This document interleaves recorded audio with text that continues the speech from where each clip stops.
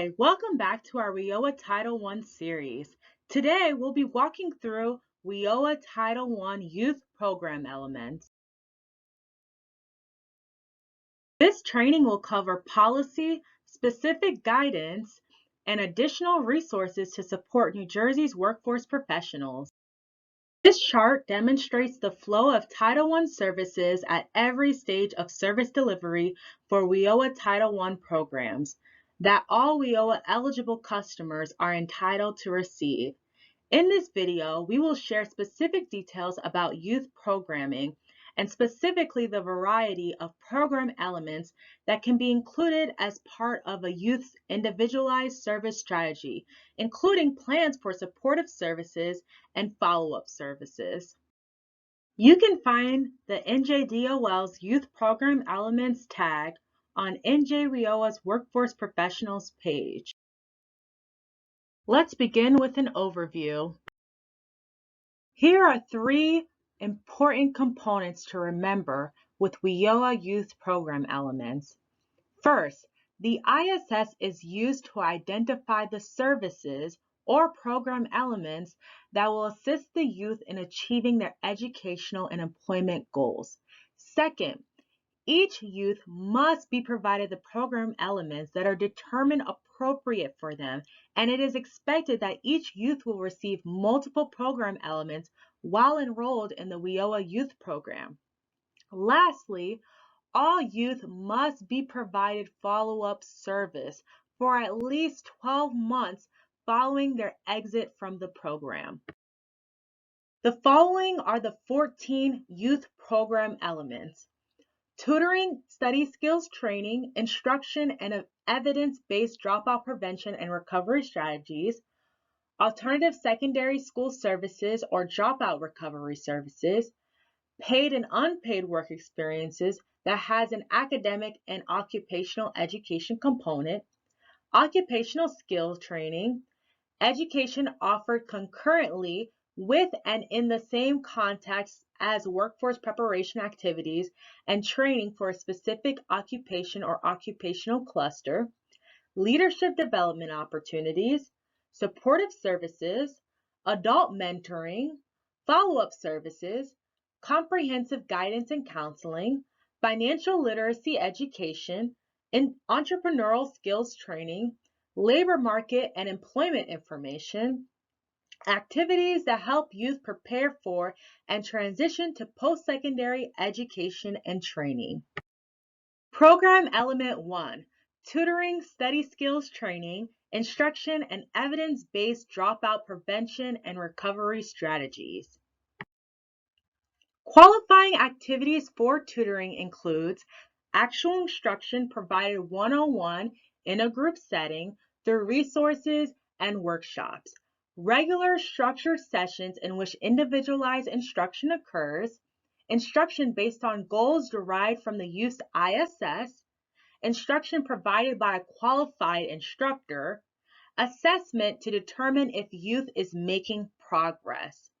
Non-qualifying activities for tutoring includes meetings with teachers or tutors to discuss youth's progress, supplying books and school supplies, paying school fees, self-study activities with no stated outcomes, activities provided without assessment, and activities provided by an unqualified instructor. For example, if you are working with a young person struggling with math and they have a goal in their ISS of improving academic skills, tutoring would be an appropriate element. Again, all activities must be provided with an assessment. Qualifying activities for student skills training includes actual training provided one-on-one in a group setting through resources and workshops, training in a specific study skills model, teaching the importance of good study habits, instruction with practice, feedback after practice. Non-qualifying activities for study skills training includes providing calendars and notebooks, lecture without practice, and practice without feedback. These study skills should be applicable to learning in any subject area. This program element intends to teach a young person how to study in a specific model by identifying and helping them tap into their learning style, which could include visual, auditory, reading and writing, and kinesthetic or hands-on learning, to succeed in any academic program. This should include specific opportunities for a young person to practice new skills that are taught. Qualifying activities for dropout prevention services includes tutoring, literacy development, active learning experiences, after-school opportunities, individualized instruction, placement in a program that has evidence it reduces dropouts, placement in alternative secondary school services setting, placement in an alternative program for youth who are at risk of suspension or expulsion. Non-qualifying activities for dropout prevention services includes early intervention with no follow-up, single strategy programs, ability grouping, teaching basic skills, work experience without mentoring, adding classes or extending school day.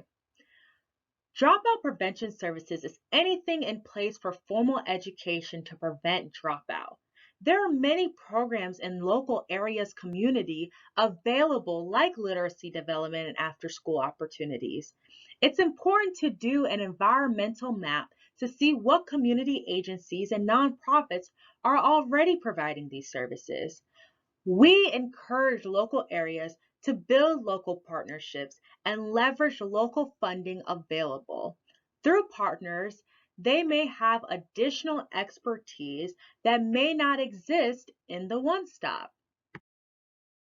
Although dropout recovery strategies that lead to completion of a recognized high school equivalent is found in both Program Element 1 and Program Element 2, for documentation purposes, it should be documented as Program Element 2. As for services leading to recognized post-secondary credentials, training services that lead to recognized post-secondary credentials appear in both Program Element 1 and Program Element 4. We ask that local areas document this as Program Element 4. Program Element 2, Alternative Secondary School Services or Dropout Recovery Services. An alternative education program is a comprehensive educational program delivered in a non-traditional learning environment that is distinct and separate from the existing general or special education program.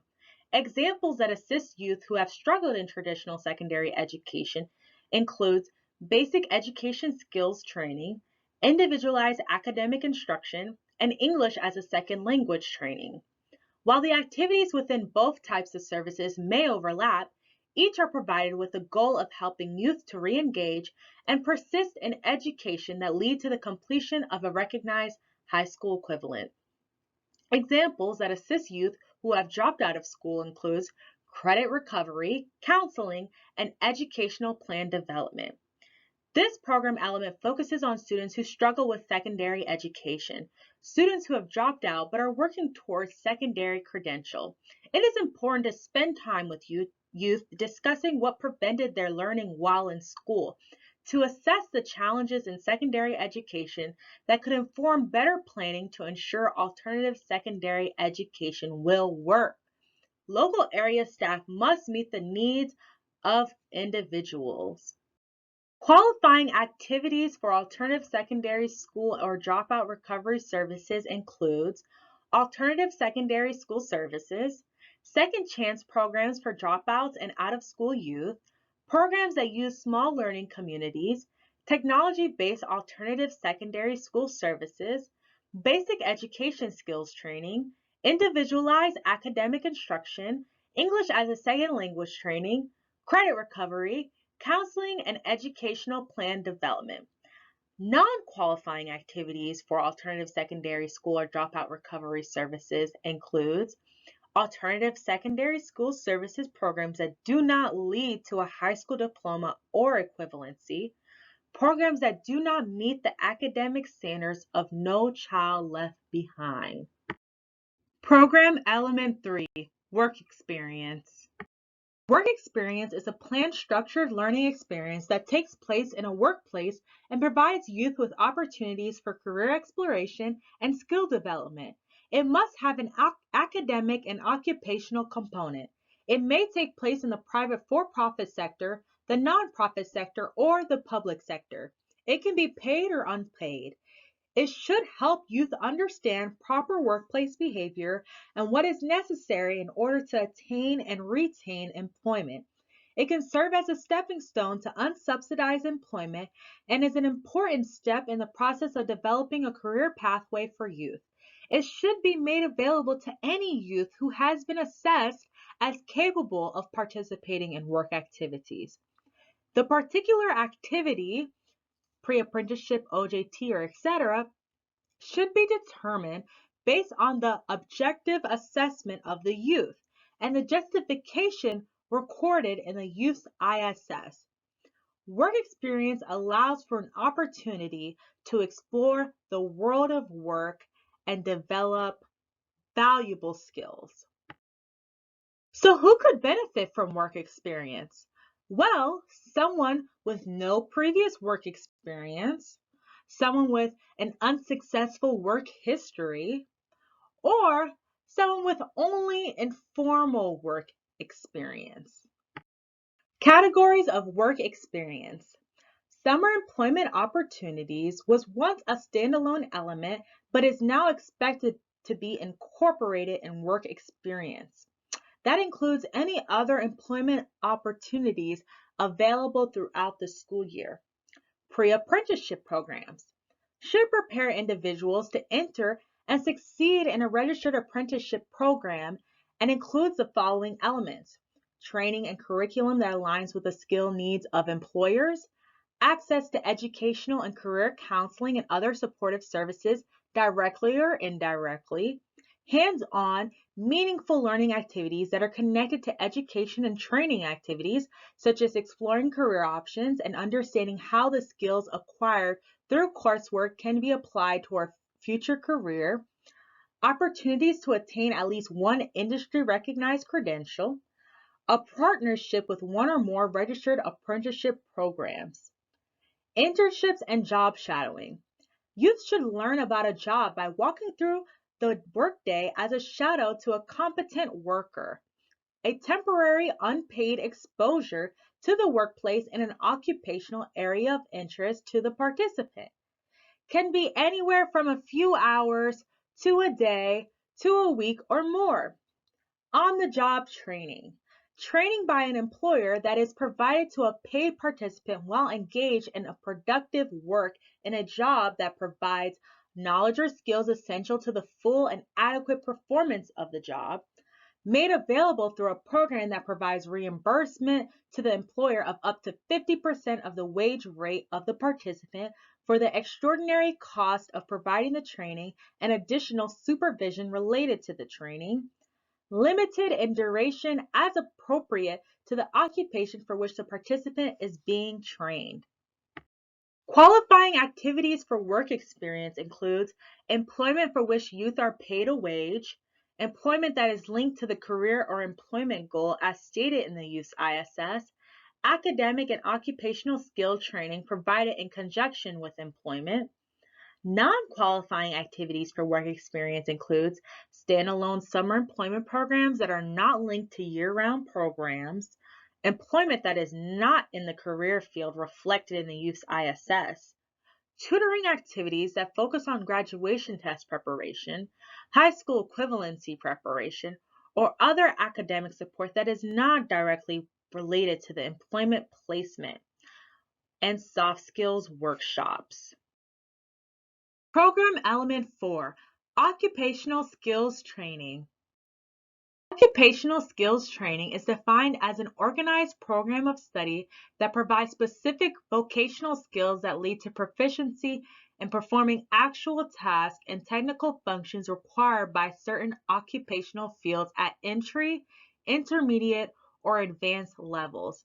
Non-qualifying activities for occupational skills training includes work readiness training, training that is not tied to the career pathway identified in the youth ISS, education that does not lead to entry or advancement in a specific field, and training or education that does not result in a recognized post-secondary credential.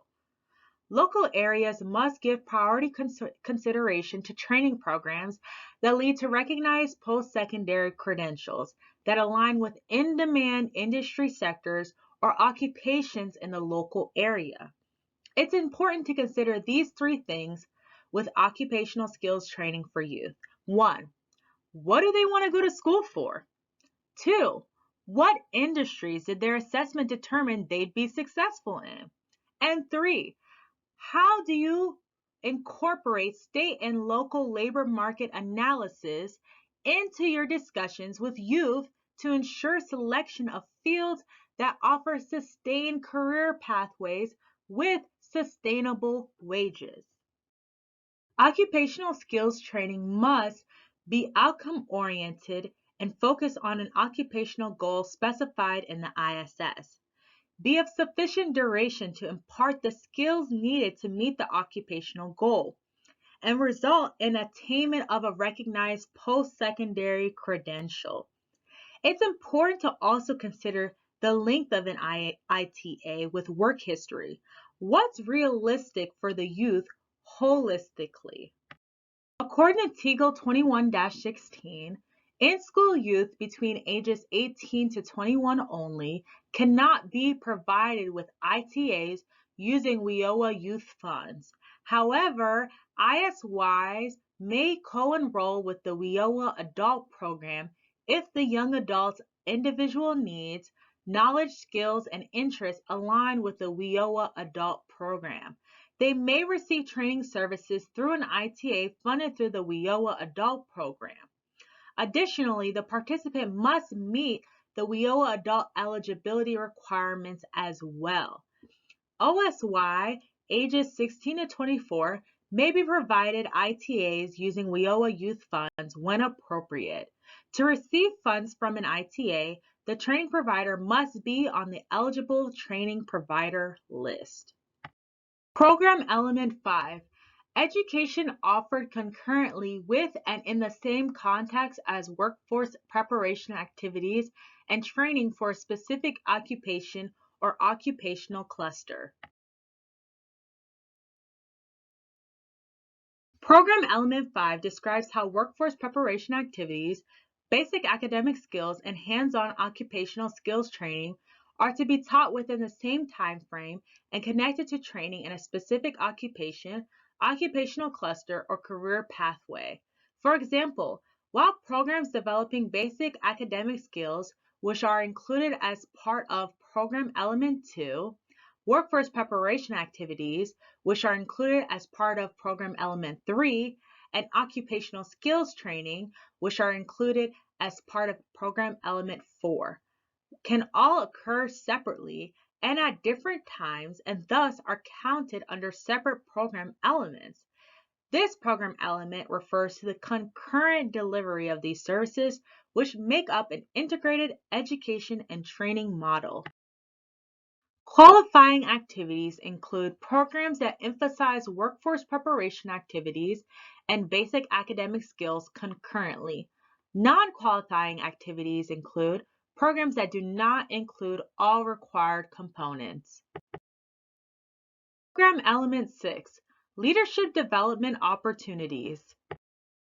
Leadership development are opportunities that encourage responsibility, confidence, employability, self-determination, and other positive social behaviors such as exposure to post-secondary educational possibilities, community and service learning projects, peer-centered activities including peer mentoring and tutoring, organizational and teamwork training including team leadership training, training in decision-making including determining priorities and problem solving, citizenship training including life skills training such as parenting and work behavior training, civic engagement activities which promote the quality of life in a community, Other leadership activities, such as serving on youth leadership committees, such as Standing Youth Committee. This element allows an opportunity to use youth voice to incorporate in the youth program design. Are positive social and civic behaviors? Well, they could be self-esteem building, openness to work with individuals from diverse backgrounds, maintaining healthy lifestyles, including being alcohol and drug-free, maintaining positive social relationships with responsible adults and peers, and contributing to the well-being of one's community, including voting, maintaining a commitment to learning and academic success, positive job attitudes and work skills, keeping informed in community affairs and current events. These are outcomes of leadership development opportunities. Qualifying activities for leadership development opportunities include community volunteering service learning, peer mentoring or tutoring, character education, citizenship education, including how and why to vote, serving on youth council, community or advocacy organization boards, leadership training such as how to work in a team, how to run meetings, diversity training, life skills training such as parent education, financial education, goal setting, or conflict resolution. Non-qualifying activities for leadership development includes activities that do not encourage responsibility, employability, or positive social behaviors. Program Element 7, Supportive Services. Now, what's in policy? Supportive services for youth are services that enable an individual to participate in WIOA activities. These services include, but are not limited to, the following: linkages to community services, assistance with transportation, childcare, dependent care, housing, needs-related payments, assistance with educational testing, reasonable accommodations for youth with disabilities, referrals to healthcare, assistance with uniforms or other appropriate work attire and work-related tools, including such items as eyeglasses and protective eye gear, assistance with books, fees, school supplies, and other necessary items for students enrolled in post-secondary education classes, payments and fees for employment and training-related applications, tests, and certifications. Every local area should have a supportive service policy in place, and workforce development boards should make their policies accessible to staff so they can know what can be provided through their one-stop when putting together ISS to address and support barriers. Qualifying activities for supportive services includes childcare, transportation, work attire or uniforms, tools, housing referrals to other community services, and referrals to medical services. Non-qualifying activities for supportive services includes purchase of items that are not necessary for the youth to participate in WIOA youth services. Supportive services should be provided to address the needs or issues that are identified during the intake and assessment process. Any issues that would hinder the ability of the youth to participate in WIOA youth services should be addressed through the provision of supportive services. A plan for what supportive services will be provided and how they are provided must be included in the Youth ISS. Program Element 8, Adult Mentoring. Adult mentoring for a duration of at least 12 months that may occur both during and after program participation must last at least 12 months and may take place both during the program and following exit from the program, be a formal relationship between a youth participant and adult mentor that includes structured activities where the mentor offers guidance, support, and encouragement to develop the competence and character of the mentee, while group mentoring activities and mentoring through electronic means are allowable as a part of the mentoring activities. At a minimum, the local youth program must match the youth with an individual mentor with whom the youth interacts on a face-to-face basis. Local programs should ensure appropriate processes are in place to adequately screen and select mentors. Mentoring may include workplace mentoring, where the local program matches a youth participant with an employer or employee of a company. Qualifying activities for adult mentoring includes participation in mentoring programs such as Big Brother, Big Sister, virtual adult mentoring via email, teleconferencing, or other electronic communication, long-term structured programs that provide training and support to mentors as well as to youth, adult mentoring programs that foster career awareness or positive social behaviors, supplementing adult mentoring activities with additional materials and resources. Non-qualifying activities for adult mentoring includes programs designed to last fewer than 12 months, activities provided by case managers or service providers unless they meet the definition of adult mentoring, only supplying self-help materials on positive life skills, any activity that does not include a working relationship and rapport between a youth and an adult. Case management activities, inconsistent or sporadic contact with youth. Program Element 9, Follow-up Services. Now, what's in policy? New Jersey's placement, exit, and follow-up policy states local programs should have policies in place to establish how to document and record when a participant cannot be located or contacted.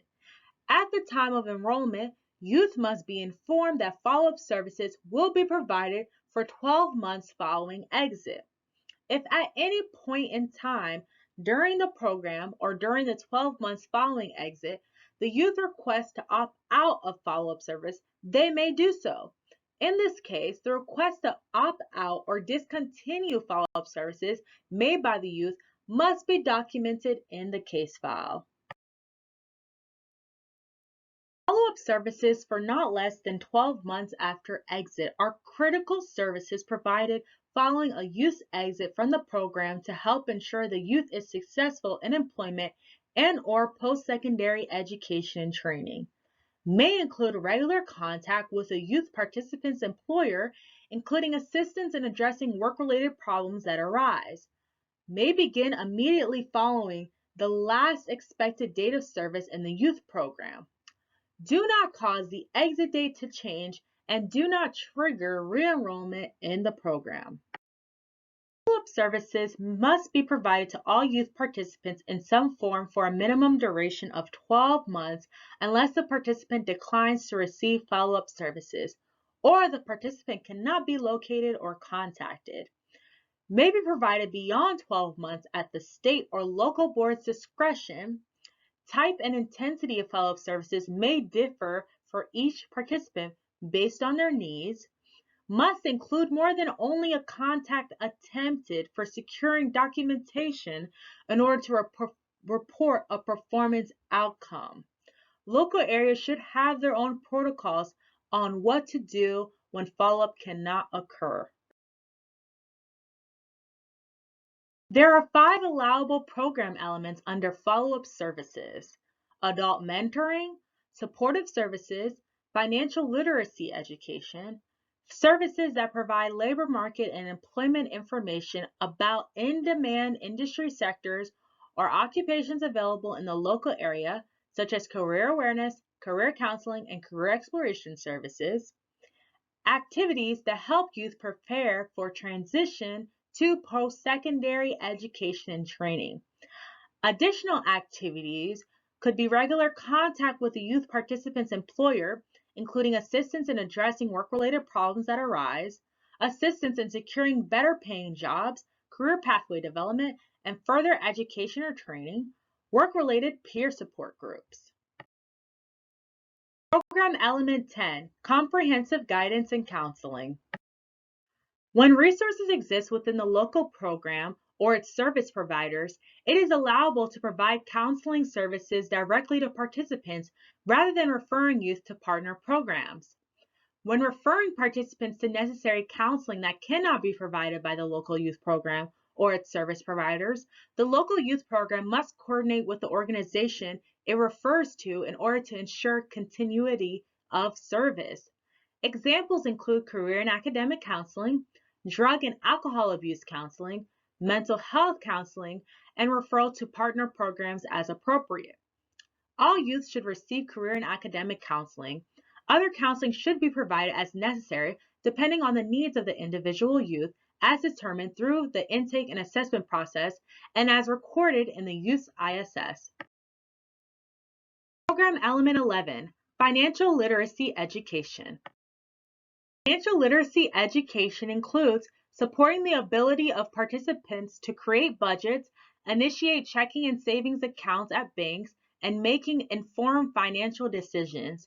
Supporting participants in learning how to effectively manage spending, credit, and debt, including student loans, consumer credit, and credit cards. Teaching participants about the significance of credit reports and credit scores, what their rights are regarding their credit and financial information, how to determine the accuracy of a credit report, and how to correct inaccuracies, and how to improve or maintain good credit. Supporting a participant's ability to understand, evaluate, and compare financial products, services, and opportunities, and to make informed financial decisions. Educating participants about identity theft, ways to protect themselves from identity theft, and how to resolve cases of identity theft, and in other ways, understand their rights and protections related to personal identity and financial data. Supporting activities that address the particular financial literacy needs of non-English speakers, including providing the support through the development and distribution of multilingual financial literacy and education materials, providing financial education that is age appropriate, timely, and provides opportunities to put lessons into practice, such as by access to safe and affordable financial products that enable money management and savings.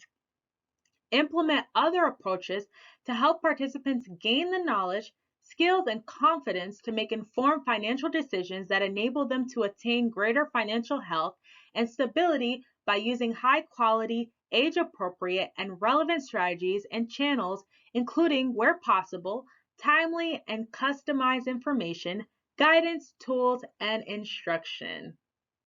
Qualifying activities for financial literacy education includes creating budgets, setting up checking and savings account, managing spending, credit, and debt, understanding credit reports and credit scores, and protecting against identity theft. Non-qualifying activities includes activities that do not provide youth with the knowledge and skills that they need to achieve long-term financial stability. Program Element 12, Entrepreneurial Skills Training. Entrepreneurial skills training provides the basics of starting and operating a small business.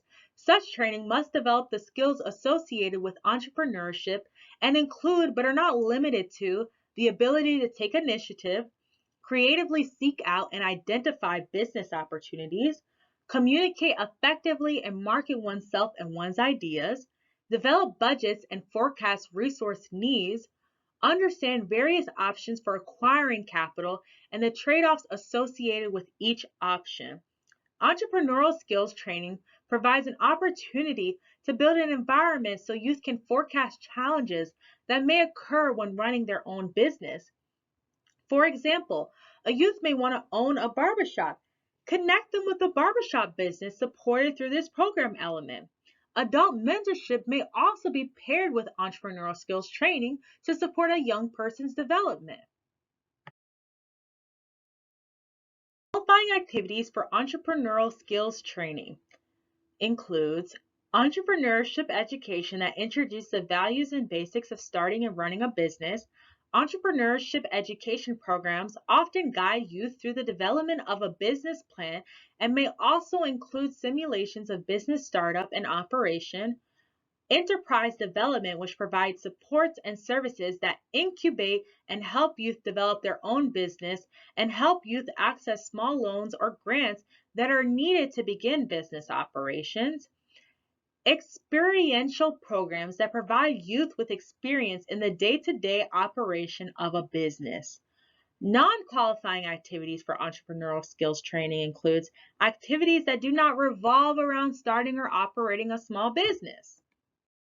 Program element 13, labor market information. Labor market information tools can be used to help youth and young adults to make appropriate decisions about education and careers. LMI identifies in-demand industries and occupations and employment opportunities and provides knowledge of job market expectations, including education and skills requirements and potential earnings. LMI tools also can aid in facilitating youth awareness of the career fields that are likely to provide long-term employment and earnings in local labor markets. WIOA youth programs and providers should become familiar with state and federal LMI data and LMI tools, which are provided for free by agencies in order to share relevant LMI with youth. Providing such readily available online services can be accomplished by connecting the youth with American job centers and other entities that have career exploration tools, ability and interest inventories, and provided related employment services. DOL electronic tools particularly relevant to youth include My Next Move and Get My Future. Career awareness begins the process of developing knowledge of the variety of careers and occupations available, skill requirements, working conditions, training prerequisites, and job opportunities across a wide range of industry sectors. Career exploration is the process in which youth choose an educational path and training or a job which fits their interests, skills, and abilities. Career counseling or guidance provides advice and support in making decisions about what career paths to take. Services may include providing information about resume preparation, interview skills, and potential opportunities for job shadowing. Qualifying activities for labor market information includes career counseling that includes job requirements and employment prospects, utilizing current LMI tools that are provided by state or federal agencies. Non-qualifying activities for labor market information includes providing information that is not linked to an official state or federal source, information that does not provide context to information.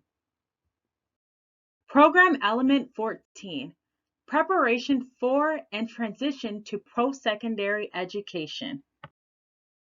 Post-secondary preparation and transition activities and services prepare ISY and OSY for advancement to post-secondary education after attaining a high school diploma or its recognized equivalent.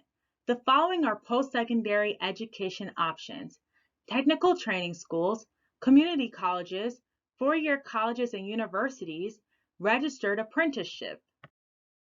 Qualifying activities for preparation for and transition to post-secondary education includes assisting youth to prepare for SAT, ACT testing, assisting with college admission application, searching and applying for scholarships and grants, filling out the proper financial aid applications and adhering to changing guidelines, connecting youth to post-secondary education programs.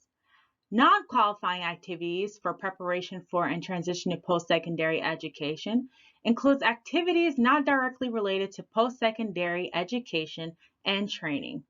There are many resources available for free. However, local areas can also subsidize costs for standardized test preparation. Connecting to financial aid counselors is a qualifying activity.